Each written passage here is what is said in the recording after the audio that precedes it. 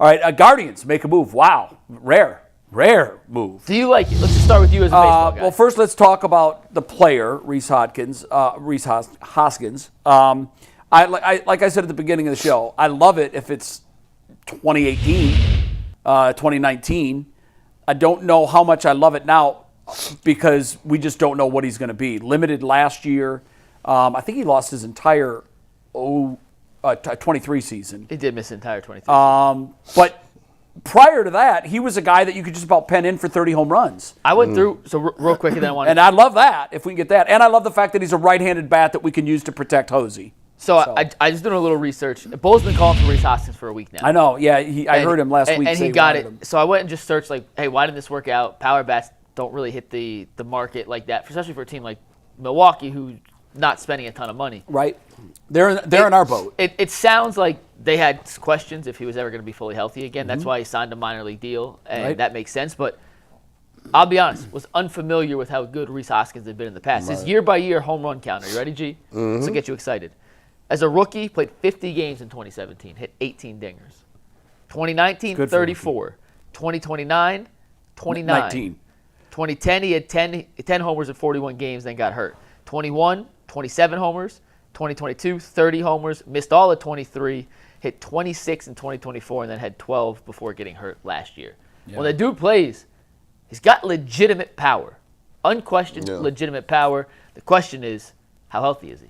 Yeah, I like the fact that he's a right-handed bat. Those left-handed sticks in the order that we have, it always seems to throw a wrench in what we're trying to do. And then you get into, let's go righty-lefty, and then you end up taking the guys out of the order. We don't have a right-handed power bat. I like it, but it seems as if Hosey. Yes, he'll be a switch hitter, which is great too. The thing that really is intriguing is, they declined his option, and it's like, are they saying, hey, we think you're washed? When he had 12 home runs last year. What was he injured for? He started off the season great. Was it a wrist? You know what's funny? I looked up all the stuff. I don't even know what the injury was. I just know it was injury related. I'm just thinking back. I didn't look it up, but I'm just thinking back. I'll find out for a second. I think he had an ACL in 23 when he lost the whole season. That's why I missed 20. Yes. Yeah. 2025 was a grade 2 left thumb sprain. Thumb. Okay, I knew it was hand-ish. Yeah, I don't know. I mean, I think he's well-liked. That's good. But for me, this takes us further down the road, and I hate this. It takes us further down the platoon. We have become this platoon organization. The ultimate platoon. I hate it. And I just don't like it. I feel like it's coming from the front office, and it's trickled down. And Vogt has... I think a couple of years ago at spring training, Vogt said, I keep hearing the word platoon. That's a bad word to me. Well, because it does have a negative connotation in baseball. And I think he doesn't want to be viewed as that because of that negative connotation. But let's face it, that's what we've become. We've become, and that is purely a byproduct of immersing yourself in analytics. Everything analytic. Well, a left-hander has a better chance of getting hit against a right-hander, so that's the matchup we're going to play. Mm-hmm. But what you lose, and this is what managers who manage more on gut than by the calculator will tell you, guys need to play. Mm-hmm. That's They need to play every day. The worst feeling in the world for a major leager is to show up at the ballpark and have to hold your breath walking into the clubhouse to see if your name is in the starting lineup. Most of them know, the lefty's going tomorrow. I'm fine. Right. And that affects the overall mojo of a season. And I just don't love it. And I think this move takes us further down that road. Also, who do you think he's platooning with in this sense? Well, Kayfus and Manzardo are I think he's going to get reps at first base and DH. Okay. But Manzardo has become this guy who is he can't hit all pitching the way the Guardians would like. So it's either they're challenging him, as they did to Josh Naylor a couple of years ago, and Josh answered the bell. Remember, Josh was terrible against lefties. Awful against left-handed pitching. Became a really good hitter. And the next year, his average went up 160 points against left-handed pitching. And now, look where he is now. He's turned himself into a legitimate star in the game. And I don't know what the Guardians are trying to do. Are they trying to challenge? Because, look, this is what I most love about this move. Easy come, easy go. It's free. It's free. If Low risk, high reward, if it doesn't work out, you cut him. If he's not hitting early, you just release him. But also, he's going to know this. I'm going to get my chance 3 days a week, maybe. And that's really hard when you're in a situation. Especially if you're a veteran and he's used to getting at bats. That's the key. Veterans don't like that. They've been through the wars. They've put up numbers. Look at the back of my baseball card. Typically, rookies also need to play every day. Yep. And so if he's in the mix, what does that do to Kayfus? Yep. I don't know. I don't know what that does to their overall at-bats and how they're going to be used. I just wish that we could go back. I sound like, I'm going to take my ball and go home. I wish we could go back to the olden days. Now, in the NFL, I've screamed for the last decade, what are we doing here? We're coaching like it's Madden. Like there's no ramifications for going for it on 4th down and 1 in minus territory. What are we doing? And I think that you're starting to see that there is a regression to the mean, to the old style. The team that went for it the least on 4th down won the Super Bowl. And that's just one, but there's a lot of correlation about teams going for it on 4th down. The teams that went for it the least, 7 of the top 8 made the playoffs. The teams that went for it on 4th down the most, bottom feeders. So I think baseball is also going to have a regression to the mean. And here's what I mean by that. It has become overly analytical. Everything has a number, and it's almost like the manager is a pilot in a jet that's on autopilot. He's just sitting there looking at the controls. When you told me, I asked a question. I said, yo, you meaning to tell me that the front office is telling them what the lineup is? Oh, that's going on all over baseball.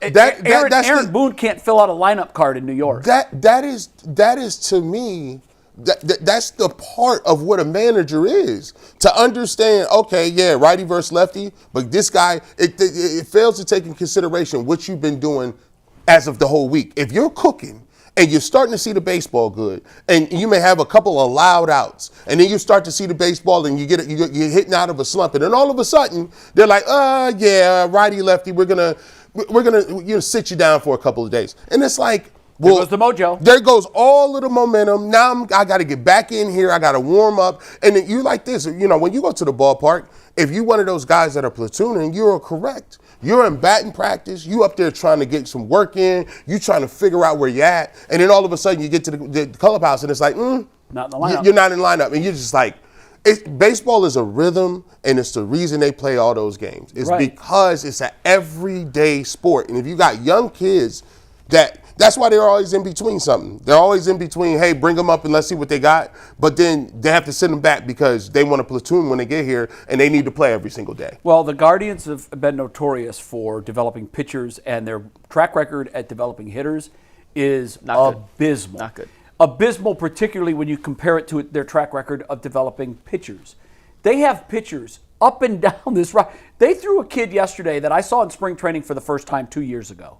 Knew nothing about him. I didn't know his name yet because I was looking at him from the front. I was standing behind the catcher in the bullpen. All I could see was his stuff. I'm like, who the hell is this guy? This guy's touching 95. He's got 4 pitches, in, out, up, down, hitting spots, everything. I'm like, this guy's unbelievable. I look him up. His name's Will Dion, okay? Nobody's ever heard of this kid. That's a creative player. Pitched 2 innings yesterday. I've been touting this kid for 2 years. Will Dion. Will Dion. He's like 5'9". They list him, but to me, when I watch him pitch, he's like 5'7". He's a little guy. Power plant, though. Thick lower half, uses his legs, drives really well, drop and drive pitcher, everything. I like the kid a ton. Yesterday, he throws 2 innings. I know it's spring training. It's against the Oakland A's. He throws 2 innings, gives up, I think, a hit, no runs, strikes out 3. He's got great stuff. This guy's buried so deep in their rotation, he won't see the light of day. Yeah. The other kid that they had yesterday, the kid that was dropping down and throwing submarine style. The one curveball, the 68-mile-an-hour curveball? Yes. Holy hell. And I loved listening to Tom Hamilton was doing the play-by-play, and he said to Rosie, he's like, Rosie asked the question to Hamilton. He goes, if you're up there as a hitter, what do you do? Because he's basically an enigma in that he changes his styles. He'll throw over the top, he'll drop down and throw submarine, and he'll throw a 68-mile-an-hour change or curve, and everything, you don't know what's coming. And I loved it because Rosie, when they were watching him for one sequence of a hitter who he struck out, Rosie goes, if you're up there as a hitter, what do you do? And Hammy just pipes in, you ask for help. But You've got to know who you're. And this is another guy. I think he's been in the system. I think they drafted him maybe a year or two ago. He was a rookie last year. I heard his name before. Yeah, I can't remember what it is now. But when I saw was texting what with you someone do is you go about up there him. and you guess. I'm looking for a curveball. If he throws a fastball, I'm going to sit down.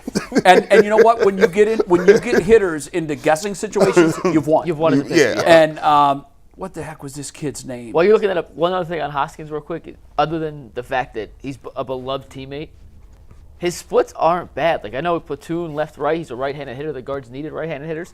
I just did a little career search on his splits, lefty versus righty. Little higher career OPS versus lefties, but it's not a drastic difference. Yeah, to where I looked at that too. He can't hit against righties if a righty's pitcher's starting. Like, it's not a mandatory, he just hits lefty versus just hits right. No, he's hit both pretty well throughout the course of his career. What do you guys think this split's going to be at first base? Because I was already kind of being like, man, Manzardo should be playing every day, and I've been saying I that thought he was going to play every day. I've been saying that for 2 years. He's their second best hitter. He's been working. He's supposedly in the offseason, he's gained 15 pounds of muscle. He's been working on his footwork at first base, which first base is a tricky position. Yeah. A lot of people are like, oh, well, hide him at first base. That's fine. I'll give you an example. When Josh Naylor first went to first base, I was pulling my hair out. I just kept saying, what are we doing? This guy is not a first baseman. He's horrible defensively. To his credit, he worked and worked and worked and worked and has become a pretty good. His range is limited. He's not going to dive and take balls away down. He's solid as a defensive first baseman. He's no John Overwood. He is. But. No. But what I'm saying is, early on, he was awful. Like, I think Manzardo, I just wish we'd set it and forget it. That's it. Yeah. Like, Cameron Schulke, that's his pitcher's name. Like, keep an eye out for him. If you go to spring training this spring, look for him. You'll see him. I don't know if he's going to make the roster. All these guys will be on long shots to make the roster, but these guys are successful pitchers. Mm-hmm. And I remember asking around about Dion, and Carl Willis goes, you know what? This kid just is. Go look at his stats. He's won and impressed at every level, wherever they put him. And he's a guy who the Guardians have such crazy depth. They can go down and get a guy like that, or this Schulke kid, who knows what he's going to become. They've got high hopes for him. But like with their hitters, let's list the hitters that they've developed. Mm-hmm. The pitchers, you could go on and on forever. The hitters, it's non-existent. No. And one of the reasons maybe is because their organizational point on the horizon is to platoon these guys. And baseball is not a platoon sport. It is not. You gotta have rhythm. And these guys in, out, lefty today, you're out. You can't get into a rhythm as a ball player, and I hate it. And it seems like we're going more towards that. Can I ask one more question on this, and then sure. I'm excited. We have Zach coming on in 40 minutes. He's gonna give us more insight on this.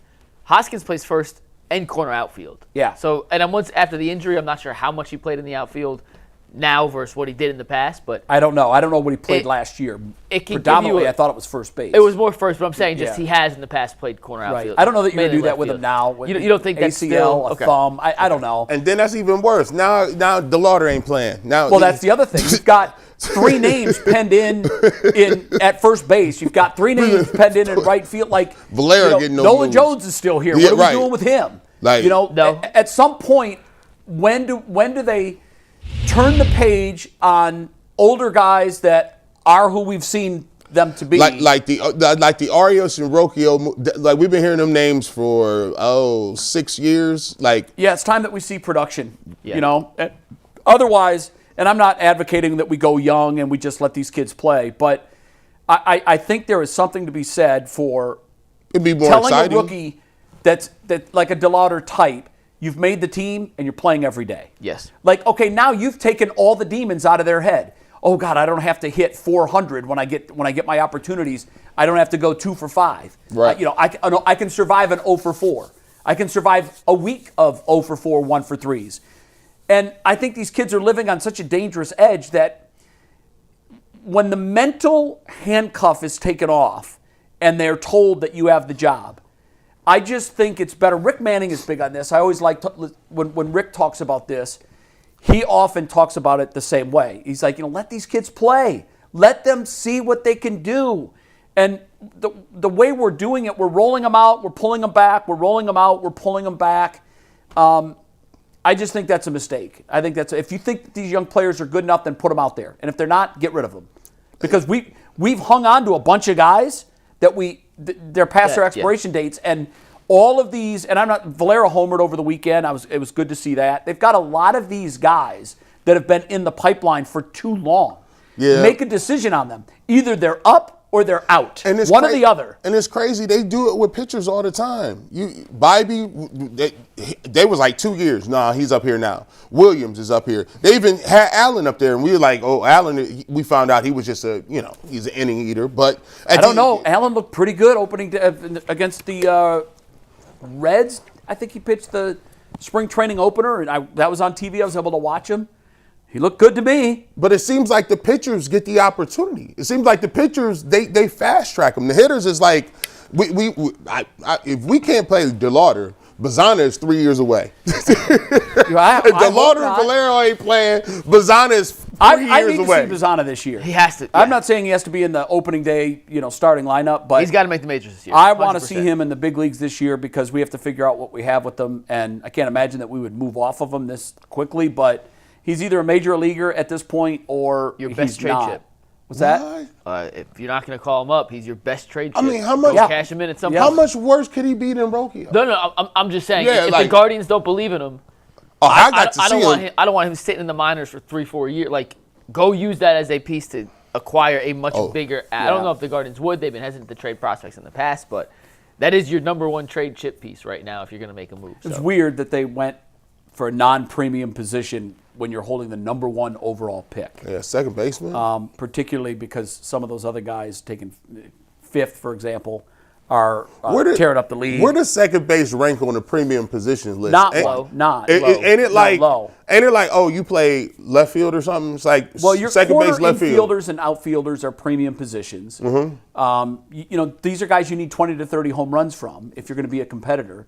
Your shortstop, if he's a great athlete and wonderful defensively, that's okay, but you need something from him. Second base just is not a premium position. It hasn't been. It's great if you get a guy like Robbie Alomar. Awesome. Then that Carlos Baerga, if you know that your production out of your second baseman is going to be greater than your opponent's, there's one of the 9 slots that you won already, even before you get to any of the other ones. So it'd be great if we had a dominant second baseman in Bazana. I asked around about him a couple of weeks ago to somebody who really studies minor league baseball. He said, I got to tell you this, man. His reputation is no one outworks him.